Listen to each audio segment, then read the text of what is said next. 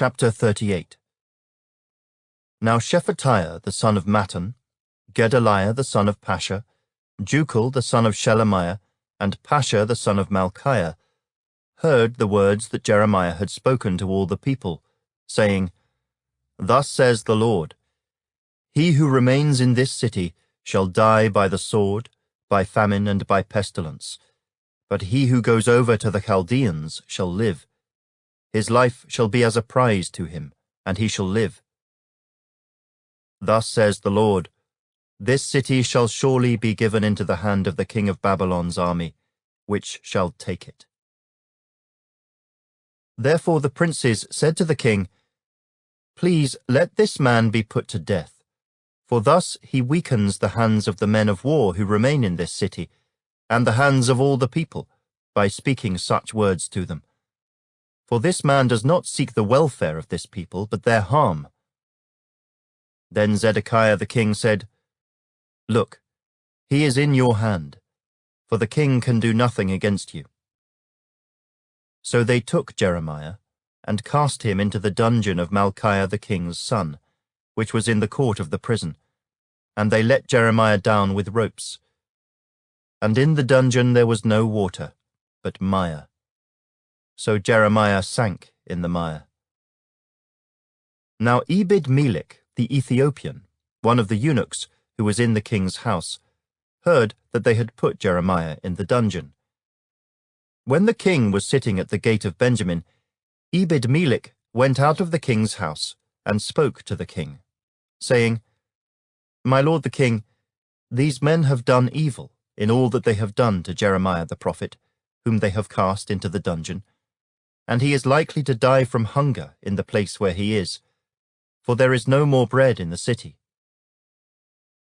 Then the king commanded Ebed-melech the Ethiopian, saying, Take from here 30 men with you, and lift Jeremiah the prophet out of the dungeon before he dies.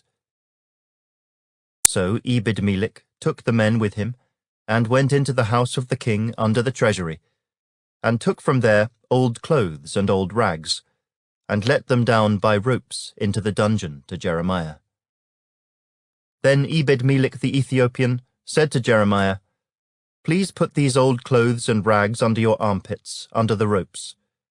And Jeremiah did so. So they pulled Jeremiah up with ropes, and lifted him out of the dungeon. And Jeremiah remained in the court of the prison.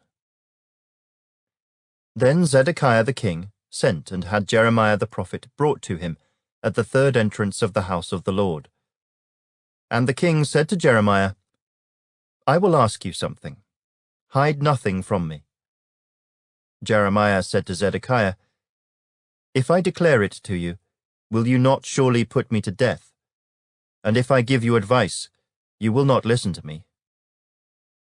So Zedekiah the king swore secretly to Jeremiah, saying, As the Lord lives, who made our very souls, I will not put you to death, nor will I give you into the hand of these men who seek your life. Then Jeremiah said to Zedekiah, Thus says the Lord, the God of hosts, the God of Israel, If you surely surrender to the king of Babylon's princes, then your soul shall live. This city shall not be burned with fire, and you and your house shall live.